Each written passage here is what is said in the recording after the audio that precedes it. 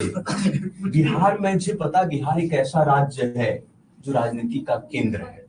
बस वही केंद्र रह गया राजनीति की, और किसी चीज का केंद्र हो नहीं रहा है उससे ज्यादा।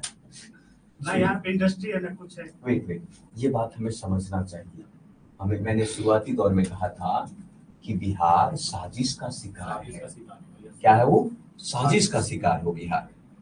आपके अंदर की जो पोटेंशियल है, मैं बिहार, झारखंड में भी बहुत ज्यादा इंडस्ट्री है कि नहीं, लेकिन क्या लगता है झारखंड डेवलप्ड हो गया?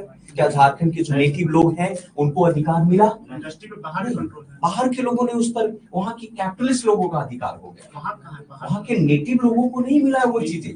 आप समझ लीजिए, आज भी वहाँ के नेटिव लोग वो सामान्यतः जीवन जी रहे, गरीबी के अंदर में ही जीवन जी रहे। आप समझ रहे? तो आपका राज्य जो है, खास करके बिहार की अगर हम बात करें, तो बिहार साजिश का शिकार है और इसे मानना होगा, एक्सेप्ट करना होगा। और साजिश करने वाले कौन है? साजिश करने वाले लोग हैं आप ही के राजनीतिक दल के अंग्रेज रूपी भारतीय। आप समझ रहे हैं? ये भारतीय हैं, लेकिन वास्तविक रूप से इसकी मानसिकता कैसी है? अंग्रेजों वाली मानसिकता है, रूलिंग मानसिकता के लोग हैं। मैक्लॉय ने क्या कहा था? मैक्लॉय आपको पता है ना, मॉडर्न इंडिया का, मॉडर्न एजुकेशन का फादर माना जाता है भारत के अंदर में। उसने कहा था कि हम ब्रिटिशर को भारत तो नहीं ला सकते हैं, लेकिन भारतीयों को हम ब्रिटिशर बना सकते हैं। और भारतीयों को ब्रिटिशर किस बेस के आधार पर बनाता हो? किस बेस के आधार पर सर? उसकी मेंटल थिंग्स को चेंज करके।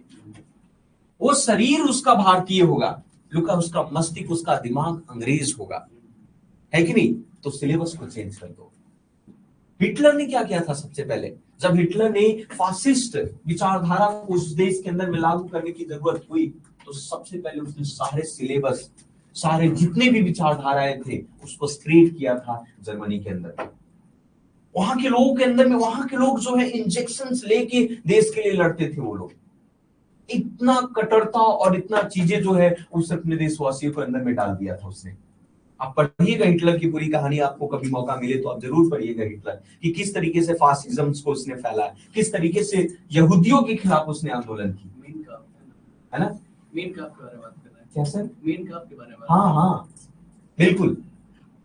तो अंग्रेज भी है ना। आपको क्या लगता है, फॉर एग्जाम्पल, जब बताइए वन थिंग, इतिहास हमें क्या सीख मिलती है? इतिहास क्यों पढ़ना चाहिए? जैसे फॉर एग्जाम्पल आप एडमिनिस्ट्रेशन बनेंगे, आप आईएएस ऑफिसर बनेंगे, आईपीएस बनेंगे, डीएसपी बनेंगे, है ना, सब डिविजनल ऑफिसर बनेंगे। आप जब बनोगे ना, आपका क्लास चेंज होगा।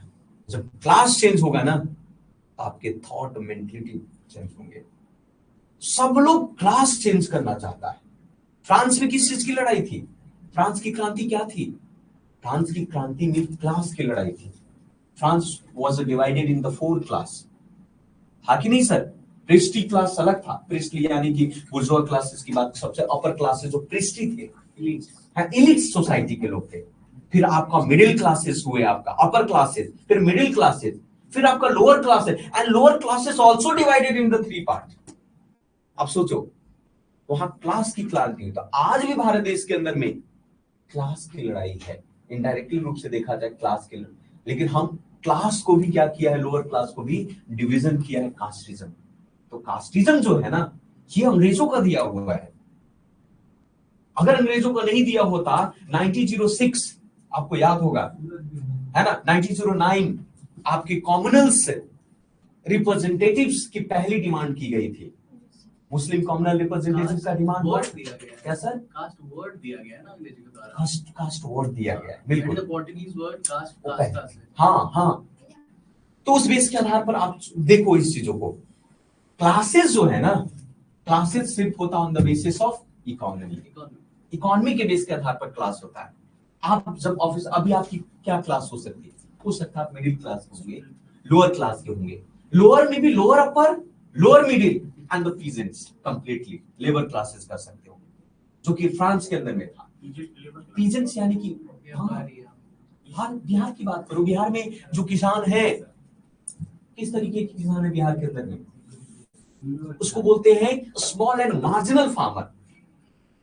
मार्जिनल यानी यहाँ की जो एग्रीकल्चर प्रणाली है, सब्सिस्टेंस एग्रीकल्चर है। सब्सिस्टेंस एग्रीकल्चर का मतलब सब्सिस्टेंस का मतलब ये होता है कि सिर्फ सर्वाइवल के लिए, पेट भरने के लिए। क्या कारण है कि टीम बिल किसान या फिर एमएसपी को लेकर बिहार और यूपी के लोग रोड पर नहीं उतरे हैं, सिर्फ पंजाब और हरियाणा के लोगों ने? क्योंकि पंजाब में लार्ज किसान है, वहां एमएसपी में पंजाबियों को फायदा है, लेकिन बिहारी को भाई भोजन उनको ढंग से मिल जाए वही सबसे बेस्ट है भाई। तो एमएसपी के लिए क्यों झगड़ा करें? उनको तो फसल बेचना ही नहीं है। एमएसपी मिलता है तो भी ठीक और नहीं मिलता है तो भी ठीक आपका। तो हम जो है सब्सिस्टेंस है, हम जो है हमारी जो क्लासेस है, इस देश के इस राज्य के 90 या 95% की जनसंख्या लोअर क्लासेस में आती है। और लोअर क्लास आपने पता, जब गरीबी को आप पढ़ोगे, poverty divided in two part, absolute poverty and the relative poverty। Developing country और अंडर डेवलप्ड कंट्री में कौन सी पॉवर्टी होती है सर? Absolute poverty. हम गरीब थे, मेरे बाप गरीब था, मेरा दादा गरीब था, हम खानदानी गरीब हैं, शुद्ध गरीब है ना, इट्स अ शुद्ध गरीब कर सकते हैं, एब्सोल्यूट पॉवर्टी। आप समझ लो, खाने और खाना नहीं। हाँ, ये शुद्ध गरीब का जो कॉन्सेप्ट है ना, एब्सोल्यूट पॉवर्टी की बात कर रहा हूं इस बेस के आधार पर। मात्र पटना एक ऐसा आपका शहर है, डिस्ट्रिक्ट है, जो इंडिया के पर कैपिटा इनकम, जो average per capita income India है उससे थोड़ा सा ऊपर है। बाकी के मोस्ट ऑफ द राज्य जो है इंडिया के भी पर कैपिटा इनकम से नीचे है। सोचने वाली बात है। It's called to absolute poverty. Relative poverty में क्या होता है? रिलेटिव पॉवर्टी होता है लिविंग स्टैंडर्ड के लिए। आप अगर मान लिए कि महीने का 1 लाख रुपया कमा रहे हैं या 3 लाख रुपया कमा रहे हैं, थोड़ा बढ़ा दिया जाए, और बढ़ा दी। 3 लाख रुपया कमा रहे हैं और एक बंदा 2 लाख रुपया कमा रहा है, both people have a difference. दोनों में जो 2 लाख रुपया वाला है वो गरीब है। कौन सा गरीब है? Relative poor. महिलाएं के अंदर, महिलाएं और इकोनॉमिस्ट होती है, इसमें माहिर होती है। कौन सा सर? रिलेटिव है, रिलेटिवली ये पुअर है आपका। तो उनका लिविंग स्टैंडर्ड क्या होता है? तो जो एब्सोल्यूट होता है ना, उसका बेसिक नेसेसिटी के पीछे वो होता है, जैसे रोटी, कपड़ा और मकान, उनको यही चाहिए। और जो रिलेटिव होता है वो लिविंग स्टैंडर्ड के पीछे होता है, यानी डेवलपमेंट के पीछे होता है। उनके लिए एजुकेशन मायने रखता है, उनके लिए लिविंग स्टैंडर्ड मायने रखता है, उनके लिए मायने रखता है व्हीकल्स मायने रखता है। So by that logic, Anil Ambani is relatively poor to Mukesh Ambani. नहीं, वही जहां तक डेवलप्ड कंट्री जो है आप कर सकते हैं। ज्यादातर जो डेवलप्ड कंट्री है, डेवलप्ड कंट्री में एब्सोल्यूट आपका रिलेटिव पॉवर्टी होता है, यानी वहां पर भोजन खाने पीने की टेंशन नहीं है। लिविंग स्टैंडर्ड जब आप पढ़ेंगे ना, ह्यूमन डेवलपमेंट इंडेक्स को पढ़ेंगे, HDI पढ़ोगे, भारत का रैंक कितना है? 132 रैंक है। आपको पता होना चाहिए भारत का रैंक। बिहार को तो छोड़ ही दो, कौन देता है ना। ये आपका यूनाइटेड नेशन डेवलपमेंट प्रोग्राम के द्वारा निकाला जाता है, यूएनडीपी। और उसमें यूएनडीपी का ही डेटा मल्टीपल पॉवर्टी इंडेक्स के थ्रू निकाला जाता है, मल्टीपल डायमेंशनल पॉवर्टी इंडेक्स। और भारत का जो नीति आयोग के, भारत के अंदर में नीति आयोग उसको निकालती है, ये डेटा लेती है इसके मल्टीपल पॉवर्टी डायमेंशन के अकॉर्डिंग। 11,29 मिलियन लोग गरीब हैं पूरी दुनिया में, अगर आप ऐसे देखो। और उसमें एशिया की, और उसमें सबसे ज्यादा 11 मिलियन अकेले भारत के अंदर। सर अभी देखिए तो सही, बिलो पॉवर्टी लाइन, खाने के लिए मोहताज हैं। इस बार सरकार ने क्या किया था? मैं सरकार के अगेंस्ट में नहीं बोलता, हालांकि बोलना चाहिए, लेकिन क्या है ना कि भक्ति इतनी गहराई तक है ना, सुनना ही पसंद नहीं करते हैं डेटा को। देखो सच्चाई को समझना होगा, क्योंकि डेटा सुनना होगा। इस बार की बातें हैं, जब आके इकोनॉमिक्स में एक टर्म होता है, एक टर्म की बात है जिसे हम लोग बोलते हैं आपका transfer of payment. Transfer payment को कभी नेशनल इनकम में काउंट नहीं किया जाता है। अगर एक भिखारी है और उसको रोज 1,000 रुपया कमा रहा है, तो क्या उसको इनकम बोलोगे? नहीं। क्या जीडीपी का पार्ट है? नहीं। बिल्कुल नहीं है, वो पार्ट नहीं है जीडीपी का। लेकिन जीडीपी का अगर पार्ट नहीं है वो, तो उसको इनकम में हम काउंट नहीं कर सकते।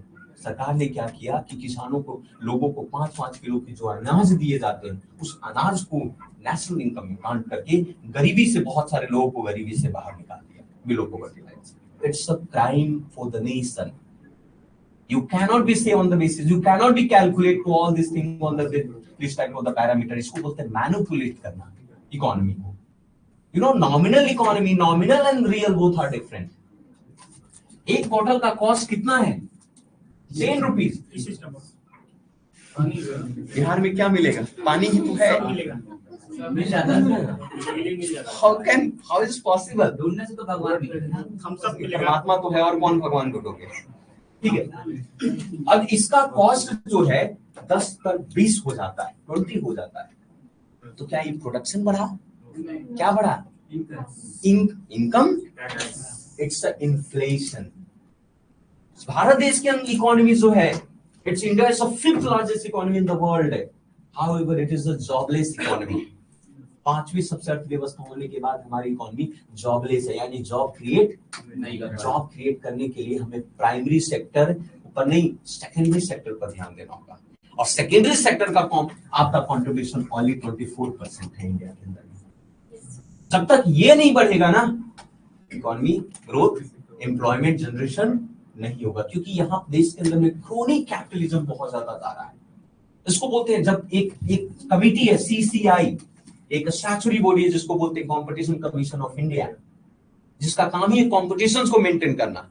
इस देश में अधिक से अधिक रोजगार को पैदा करने के लिए अधिक से अधिक स्टार्टअप और अधिक से अधिक बिजनेसमैन को मार्केट में आना होगा, तब मैन्युफैक्चरिंग बढ़ेगी और तब हमारा जॉब बढ़ेगा।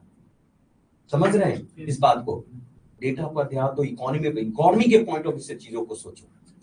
देशभक्ति भी इकोनॉमी है। इंडिया अमेरिका सुपर पावर है, इसलिए नहीं कि उसके पास आर्म्स हैं, इसलिए कि उसकी इकोनॉमी सुपर पावर है। किस ट्रिलियंस है सर उसका? कितना इकोनॉमी? 21 ट्रिलियन। हमारे पास कितनी इकोनॉमी है? 3.9।